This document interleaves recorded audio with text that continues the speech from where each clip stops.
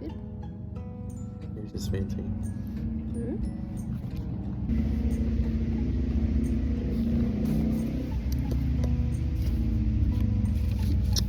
Yep. So this is the second courtship video, and it's not called More Helpful Courtship Advice. Yet.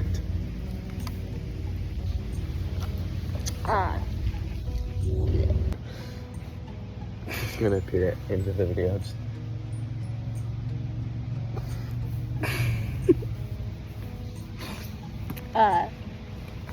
Section 1 is base friendship. New relationships are exciting. People you love can try to consume your every thought. But you can't let it. You have to pay attention to those around you as well. I'm the kind of person who's been told I hyperfixate on things or people who I'm passionate about. But the issue was my head was in the clouds and my eyes were focused on one thing, which was building the base friendship and relationship. That's mostly good, but I have to focus on other things too. It kind of is important. I was focusing on a relationship through scripture, prayer, and constantly connecting with Lucian through texting, playing games, and sharing my heart. We were working on building things that now have a little nostalgia to them, causing misty eyes when thought of. Like the grasshopper we named. And the sweet goodnights we said. And the memories of first meeting. Those were some memories. Well, all the special little stories that were the mere beginnings of our love story. We were bonded by these stories, these things we've shared, and by the things that we once owned separately that have now become ours. Stories that only we know best how special they are. Building this is so important. The base is friendship. Being friends, having mutual interest in each other's likes and dislikes, getting to know each other's hobbies, talents, and favorites. This getting to know each other bit never seems to end, but there is a point where you know enough, love enough, and are able to see yourself as a couple to be married, to belong to each other. I love that in 10 years' time there will still be something that I didn't know about. A childhood story, a new realization, a change of heart on something. Because our minds are always growing, we're always becoming our best selves. Build your relationship, but don't stop building relationships with families and friends. I made this mistake of paying less attention to my family and friends, resulting in conflict that I'm only finishing mending now. I'm glad I sought to mend it. I need all my siblings and my parents as well as my beloved. Balance your time with family, friends, and your partner during courtship. Don't worry, you'll be married soon enough, and you'll see each other every day and night. I tend to text Lucian in the morning or FaceTime around sunrise, so we have time to talk for a little while.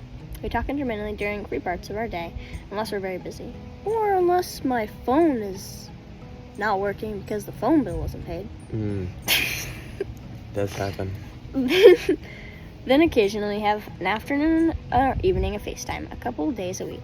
The rest of the time, I do my chores and my lessons, hang out with my family, attend hangouts with friends, and always text during the evening before bed.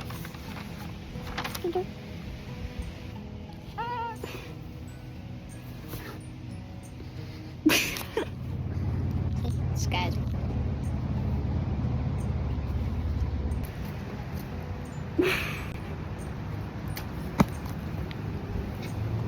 The second tip / point is to nurture admiration.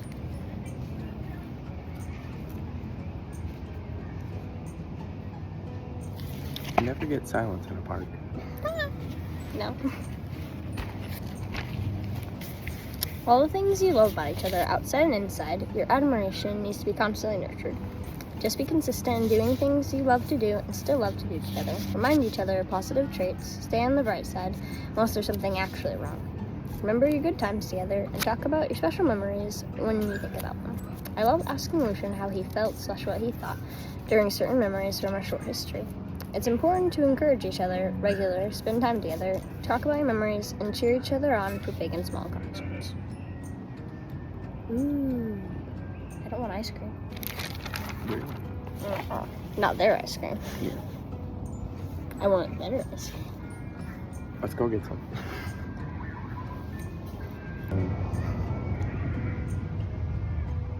Did you say hello? Yep. Goodbye. I'm just gonna keep talking. Oh no, it's getting closer.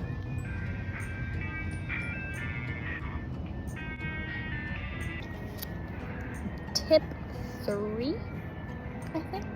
Let me see. Yeah, this is tip 3. Sometimes our struggles and emotions and where everything came from seems like a tangled mess that can't be understood even by the ones who love and care the most. This is not true. It can be made sense of as long as there's no knots in the string. Knots being lies, secrets, and generally anything you desire to hide. Eventually in marriage, you really shouldn't have anything to hide. You should trust each other.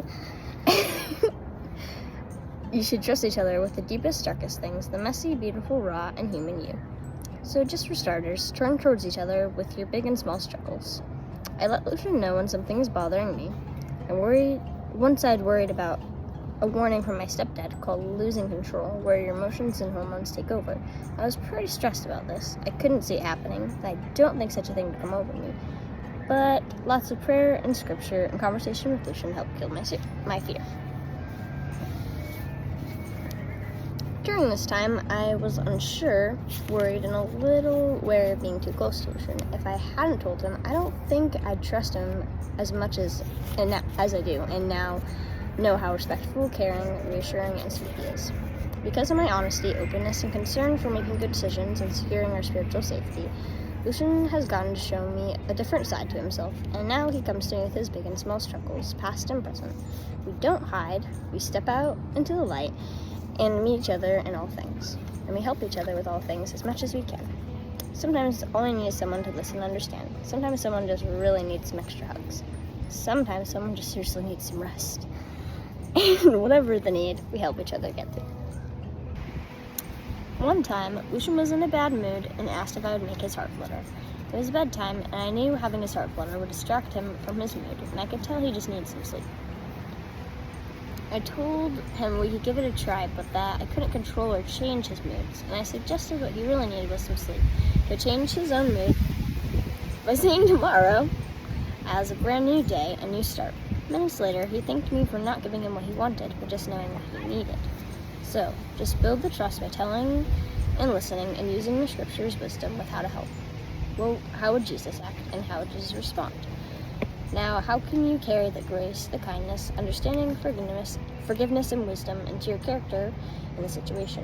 What would best benefit your partner's character, emotion, or situation? Using your heart and intuition to be loving and honest and gentle with each other. Tip point 4. Influence each other. From what I've read, influencing each other includes showing you trust your partner by letting them make certain decisions without agreeing or complying. I found this idea a little odd, and I chose to take it in a different way. Whether this is wise of me or not, only time will tell. I take it as just being open to each other's opinions. I've chosen to just look at Lucian's opinions, truly think of them in a positive light before choosing to agree or not. We already have so many similar views, so it's easy to at least see his point of view, even if I can't quite say I agree. In these cases, I just agree that I understand and see what he means. And there's things you have to say you just don't agree on, and that's fine. Lucian loves coffee, and I just don't. Yet.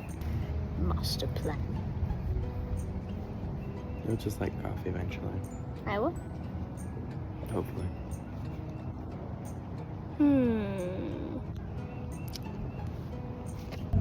It's really weird. This is not literally- obey the laws of physics. It's not gonna fall off the rock. Or it would work on that rock, or it would work on this rock. I think. Well, so that's the wrong frame, I think. You just have to sit up on the rock. Yeah.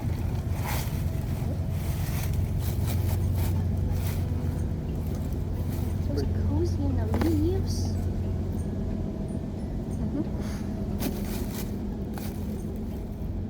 My script.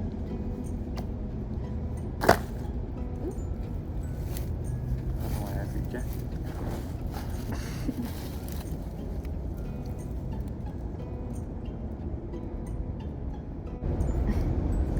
The next tip is to solve solvable problems. Another thing we couldn't quite see eye to eye on, other than whether coffee is delicious or not, were certain details of our future, like how old we'd be when we got married. My parents encouraged me to wait as long as possible, and I chose around age 27 or older. Lucian was thinking quite a bit sooner, and we talked about this every now and again, constantly coming to the conclusion that this was 5 or more years into the future, and we had no idea what the circumstances would be then. So we settled on around 5.5 years we'd be married, because I said 7 years and he said 4. Our conclusion of not knowing the circumstances of the future is very good advice. Don't worry about it too much. It's fun and helpful to consider these things and have ideas of where you're going, but remember, it's not entirely up to you, because God has a plan above everyone else's. Solving solvable problems is partially picking your battles, so don't fuss and fight over fixing little issues that aren't like life or death situations.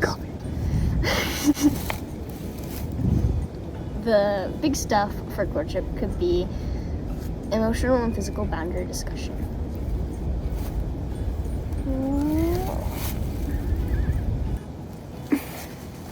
I did it. He's very committed to being respectful, and more so, I think, because he's heard my concern about my big and small issues, including the one about losing control, something we've never had to worry about, and I know we won't.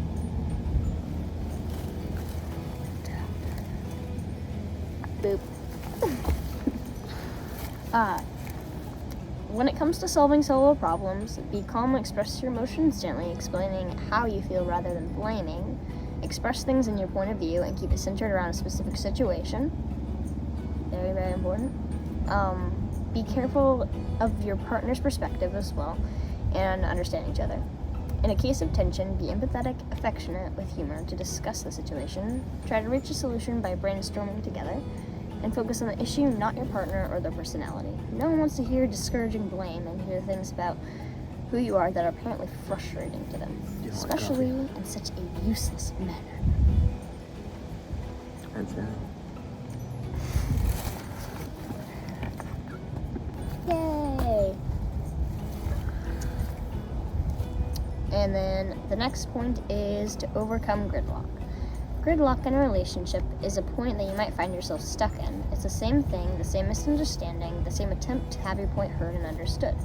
This starts with your past, the thing that shaped you and your dreams. When you're married, you may find a conflict with not having your deep-rooted dreams, values, and needs realized. If you are married, you can identify the dream, listen to understand the why behind the dream, find a middle ground, compromise, be loving, supporting, and understanding. Because Lucian and I are courting, preparing to be married, I'm using this time to share the stories of my past, to show him who I was and what I've carried with me, what I've let go of, and why this affects not only where I'm going, but where we're going.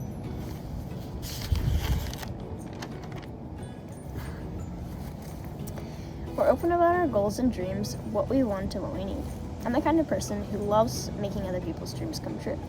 We enjoy each other's ideas and want to combine them in our someday future. We're still sharing where we came from, our childhoods, and slowly getting to know each other's stories, appreciating who we are today, who we long to be someday. Gridlock can be a hard, stressful situation, and I don't want to have hidden dreams and be misunderstood. I'm choosing to be open and honest and share my heart, enjoying the heart and receiving the return. Boop. Boop. Criticism, contempt, defensiveness, and stonewalling. These are the 4 destructive acts that create the beginning of the end for relationships when repeated and not put to an end. Criticism, a verbal attack on personality or character, can be combated with gentleness or kindness, explaining your feelings, and expressing your need.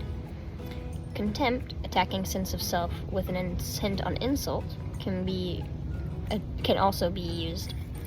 Patience and peace. Remind yourself of your partner's positive traits and don't judge aloud in this manner. Defensiveness, warding off a perceived attack to become the victim. Self-control and goodness. Accept your partner's perspective and offer an apology for any wrongdoing. Stonewalling, withdrawing by ignoring to avoid conflict or separation of disapproval. Instead, self-control, take a break, let your partner know you hear them, but that you need to distract yourself from the situation before continuing to discuss it. The final point is to create shared meaning. There's a lot on my bottom. To create shared meaning is uniting under the we instead of I. This entire script has been written speaking to a couple specifically, using words to tell that in many things we are us, and in your relationships you're we. Ways to create shared meaning are regular connection times, board games, having tea or coffee together, special time to just talk, give hugs, and generally spend time together. Supporting each other's aspirations, like your dream home, your career ideas, and your family goals, and create inside jokes. I wrote about our base friendship. This helped create our shared meaning.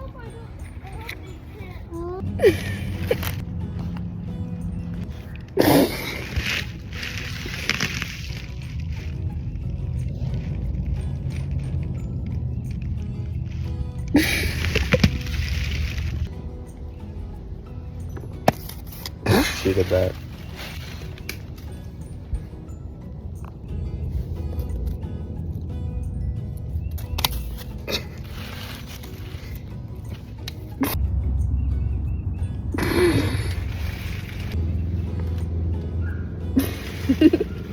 So the question is, what is your favorite way of sharing shared meaning? You can't catch me in the act. You poked me.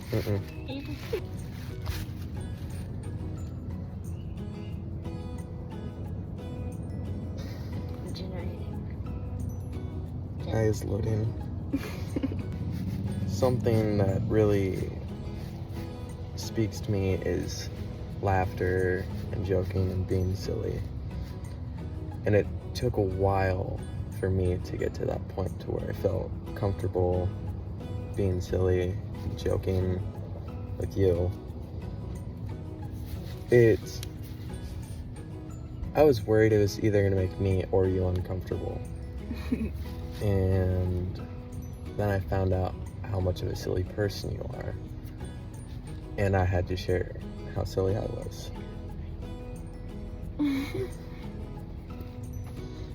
And it's just been something that's always speaked to me. I'm just a very playful, joking person.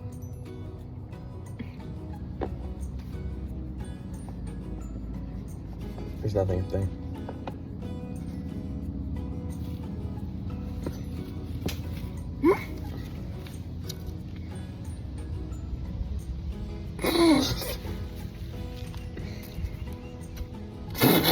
Fits.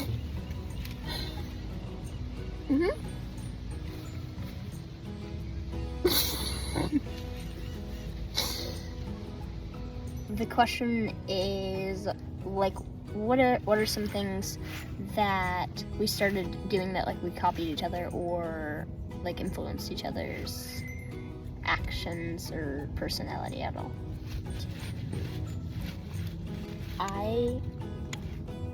I do the same exact nod you do, like that. And then also I copy some of your expressions sometimes. And I'll call some evolutionisms. That's really cute and funny. Yeah, she was trying to be serious. I was making it the slightly confused face you make. Yeah, I started copying that because of you for some reason. I have no idea why. And what was the other thing? I don't know, there's that one dance you did that I found myself doing just when I was excited or happy or my happy dance. I'm like, yep, that one. Or like my sway when I go like that. Here's the happy dance. The happy dance. And said something about vocabulary.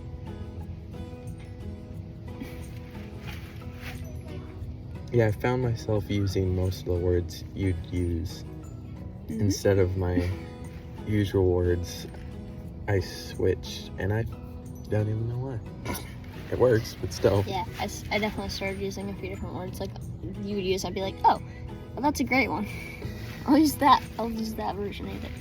And then also, I guess, different terms and stuff, like making up our own names for things. That's always fun.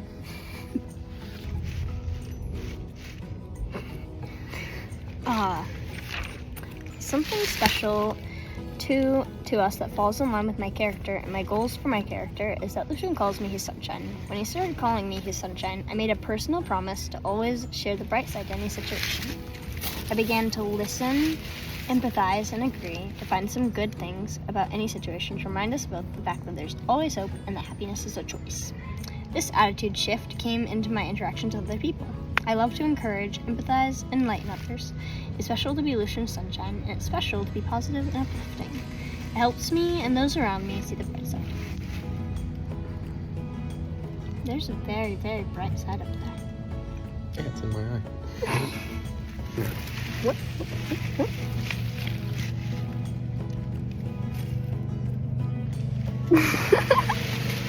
I told you I was going to record you. Huh? I told you I'd record you. I did not consent.